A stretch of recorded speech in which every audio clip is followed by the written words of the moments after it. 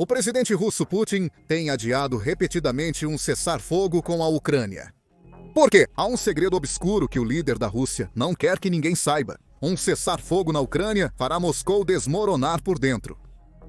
E não é porque a economia da Rússia vai desmoronar, apesar de ser um grande problema. O problema de Putin é que centenas de milhares de soldados retornando à Rússia levarão a epidemias de crime, abuso de substâncias, desemprego e violência doméstica que ameaçarão a própria estrutura da sociedade russa. E tudo começa com o drama do cessar-fogo. Em 11 de março, os presidentes dos Estados Unidos da América, Donald Trump, e da Ucrânia, Volodymyr Zelensky, divulgaram declaração conjunta após reunião na Arábia Saudita. Os dois chegaram a um acordo sobre um cessar-fogo. Ucrânia e Rússia baixariam suas armas por 30 dias para permitir mais negociações de paz. O acordo seria abrangente. Não haveria mais ataques terrestres, não haveria mais ataques aéreos, não haveria mais batalhas no Mar Negro. A guerra chegaria ao fim por um mês inteiro. A bola foi colocada no campo de Putin e sua resposta não surpreendeu.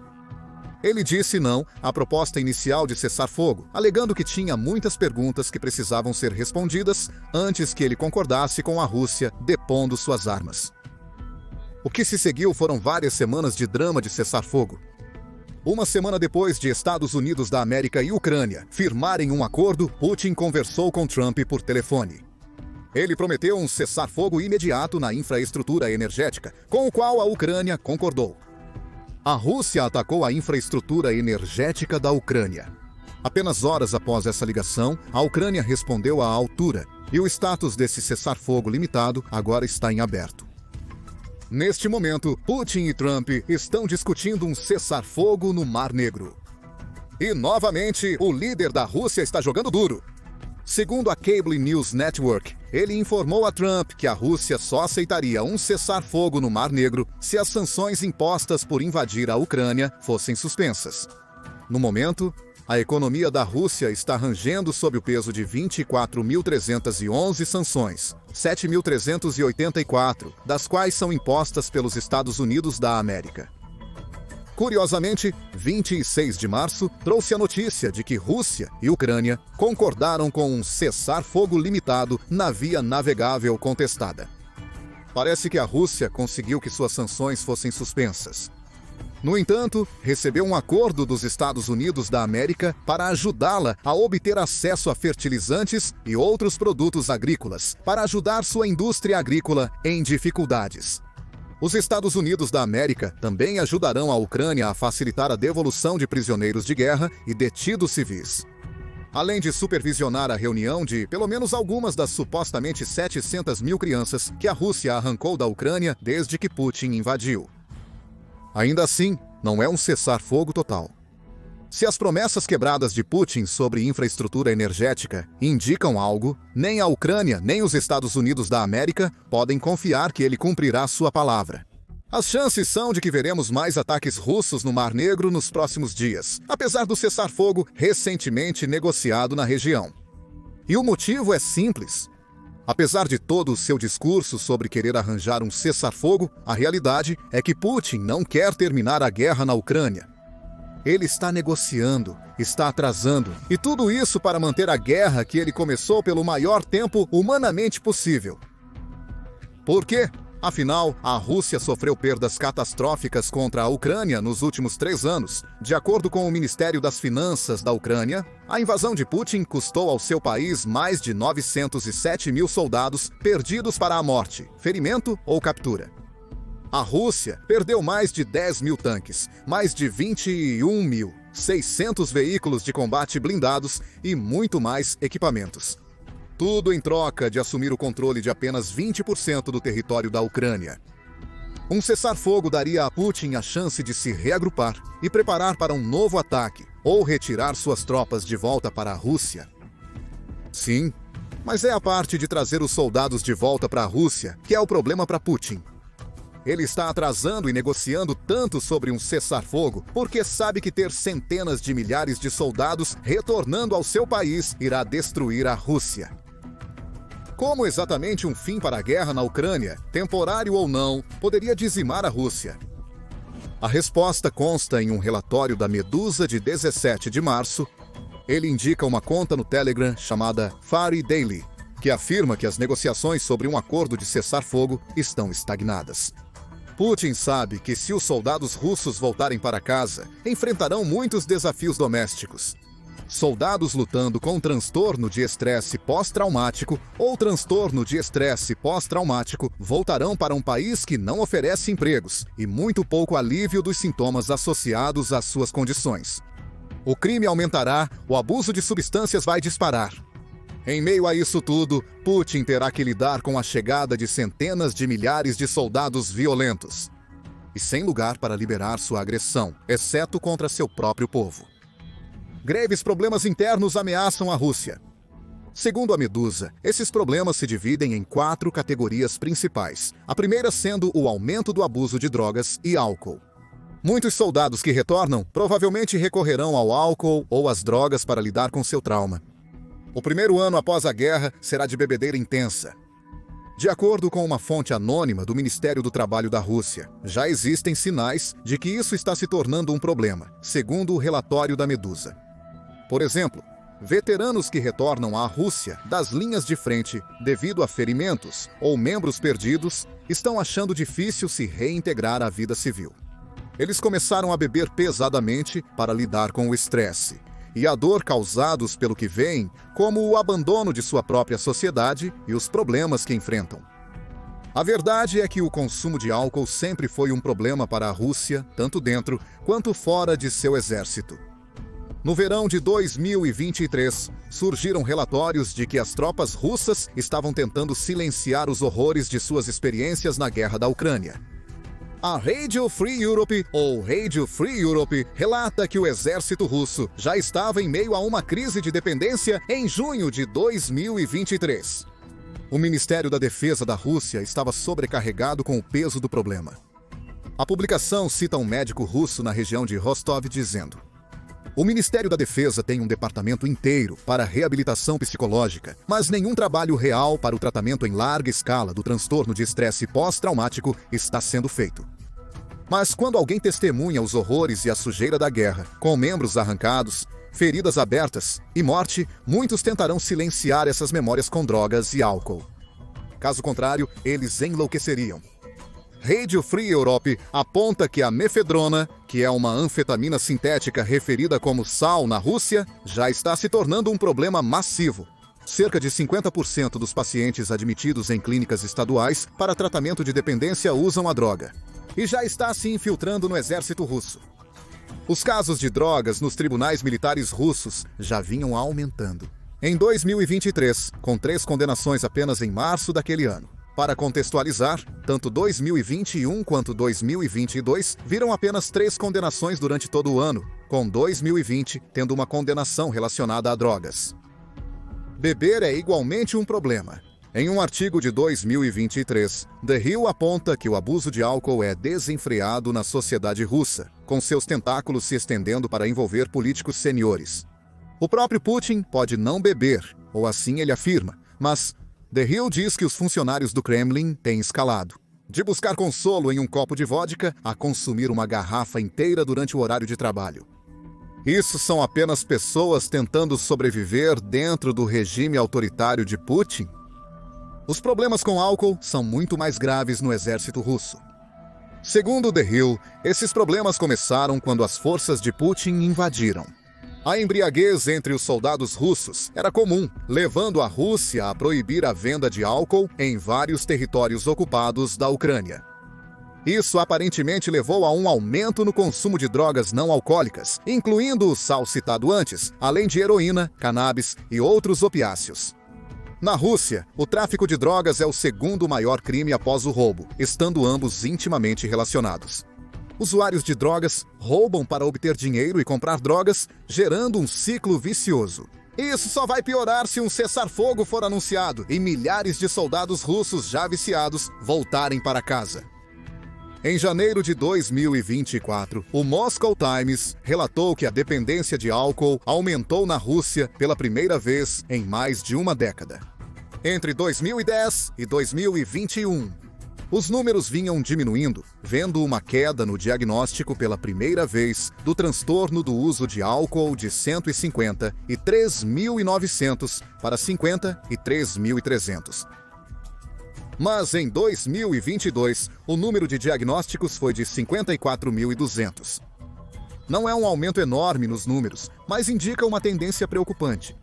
A Rússia alegou que a interrupção provocada pela pandemia da coronavírus 2019 foi a causa do problema. Contudo, os números continuaram caindo no pico da pandemia e só se recuperaram no ano em que Putin decidiu invadir a Ucrânia. Eles estão destinados a disparar quando as tropas viciadas em álcool e drogas começarem a retornar à Rússia. A Fundação Jamestown oferece suas próprias estatísticas. O consumo de álcool na Rússia aumentou para 2,3 bilhões de litros em 2023.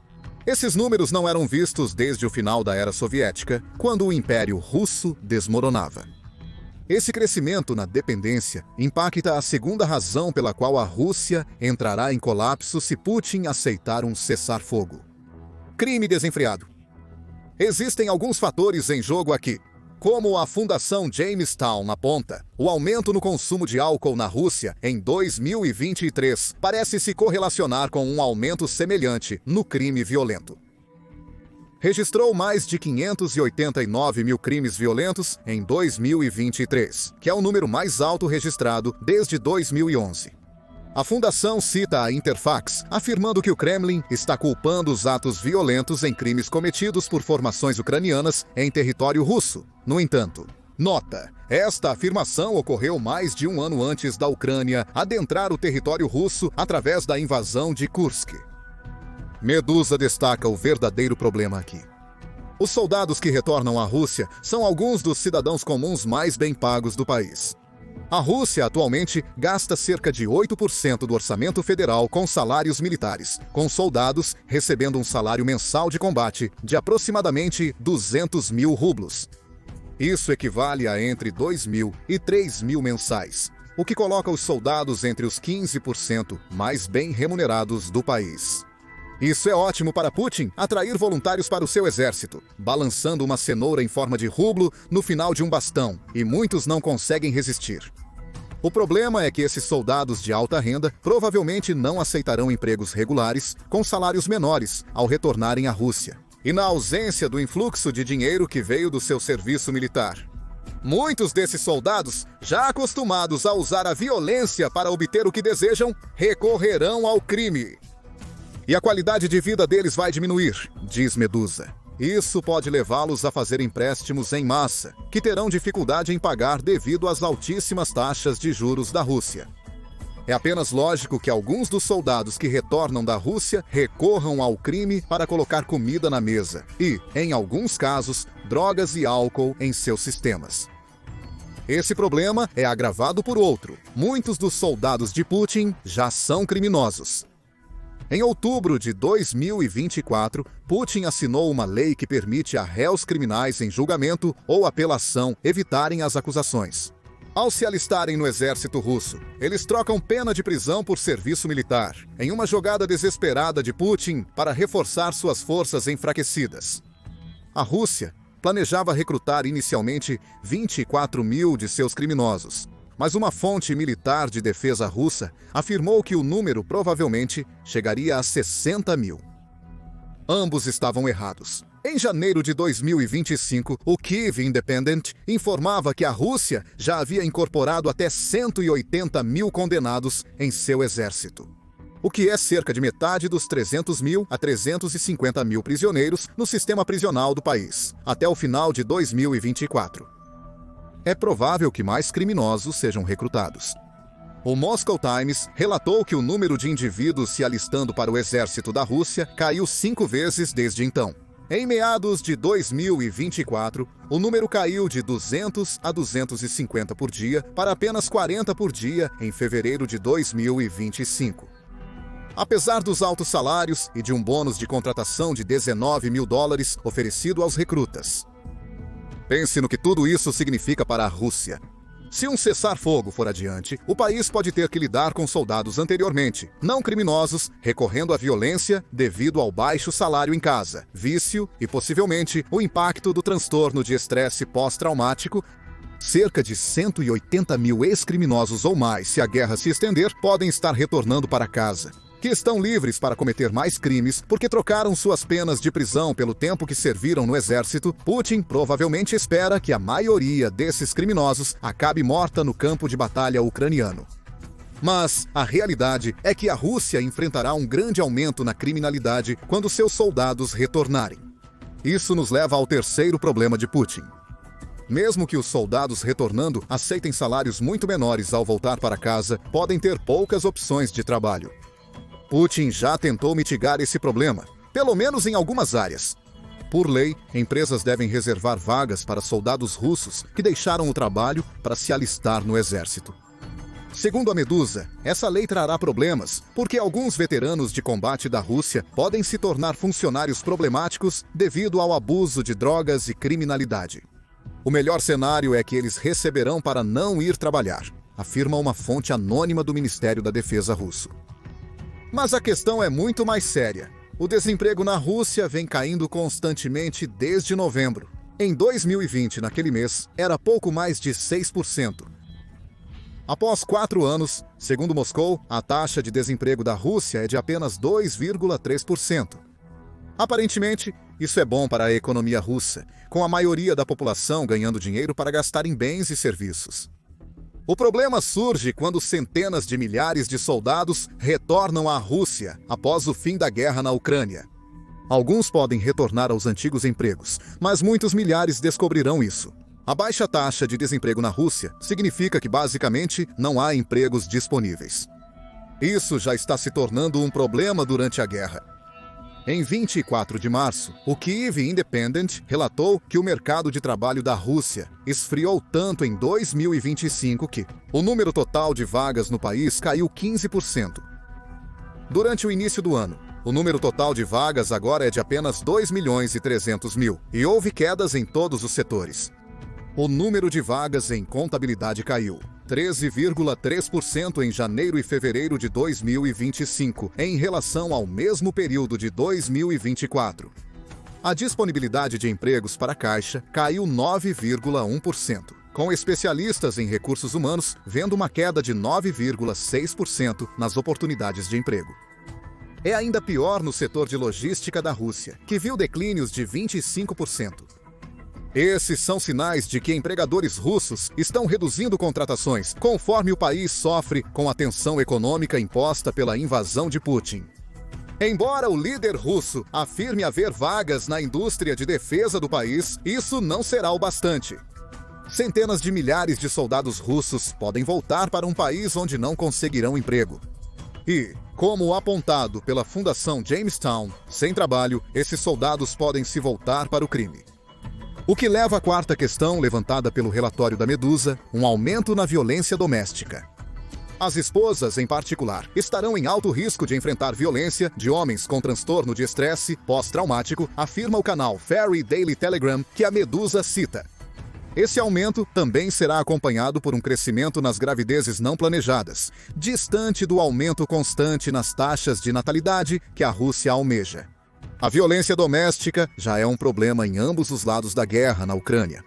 Em fevereiro de 2023, The Conversation relatou um artigo de outubro de 2022, revelando que 25,9% dos que completaram uma pesquisa provavelmente tinham transtorno de estresse pós-traumático.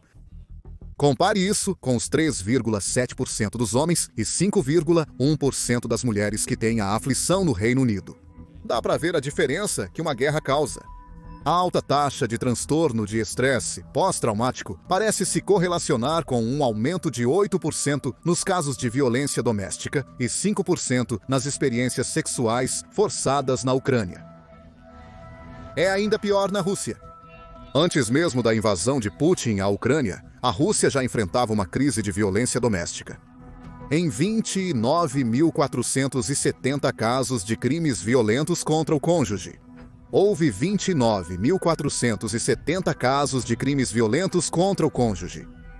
embora esse número tenha diminuído para 14.860 até 2021. Foi o ano antes da Rússia enviar centenas de milhares de homens para uma guerra brutal e desumana. Muitos desses homens podem retornar com transtorno de estresse pós-traumático, problemas de dependência e uma tendência à violência que pode levar ao crime. Isso é uma má notícia para as harmoniosas unidades familiares que a Rússia deseja criar. A realidade é que a violência doméstica na Rússia só piorou desde o início da guerra na Ucrânia. Isso é de acordo com Lilia Veshevatova, que coordena a Organização Feminista de Resistência Antiguerra. Segundo ela, o nível de violência doméstica aumentou devido à guerra. Geralmente, pessoas que voltam de zonas de guerra são muito traumatizadas, física e psicologicamente. Tudo isso se traduz em um aumento nos crimes contra mulheres e crianças na família. O observador Barrett aponta para exemplos isolados que já aconteceram. Em abril de 2023, um sargento sênior de 44 anos do exército russo esfaqueou sua esposa até a morte quando estava de licença. Em agosto, ele viu um homem em Murmansk bater no rosto de uma mulher, após ela ser questionada se apoiava a operação militar especial. As mulheres não são protegidas, nem mesmo antes da guerra, diz Natalia Baranova, também uma resistência feminista anti-guerra. Agora elas estão na posição mais vulnerável e em risco. A violência na sociedade vai crescer e já está crescendo. Todos que retornam da guerra voltam com a psique debilitada, com transtorno de estresse pós-traumático. Há riscos de enfrentar agressão em todos os lugares, tanto em casa quanto nas ruas da cidade. A violência doméstica, somada a outros problemas sociais crescentes, pode levar ao colapso da sociedade russa. Se Putin concordar com qualquer forma de paz na Ucrânia, é por isso que ele não fará isso. Mesmo que fizesse, Putin não reconheceria o impacto de sua invasão sobre seu próprio povo. Os veteranos da guerra de Putin podem acabar à deriva, muito parecido com aqueles que voltaram da campanha da Rússia contra o Afeganistão nos anos 1990. A Rússia também enfrenta a escassez crítica de especialistas em reabilitação profissional e conselheiros de carreira para ajudar soldados que retornam com problemas de violência, transtorno de estresse pós-traumático, vício e emprego. A infraestrutura não está lá, Putin não vai construí-la. E o que tudo isso soma é um problema geracional que pode rasgar o tecido da sociedade russa. O que você acha que acontecerá se Putin assinar um cessar-fogo e os soldados russos começarem a voltar para casa? Os relatórios indicam que a situação será tão ruim assim? Existe esperança de que Putin encerre a guerra na Ucrânia? Compartilhe sua opinião nos comentários e inscreva-se no The Military Show para mais análises sobre os efeitos da guerra na Ucrânia na Rússia. Somos uma fonte independente de notícias e informações sobre conflitos globais e agradecemos imensamente seu apoio.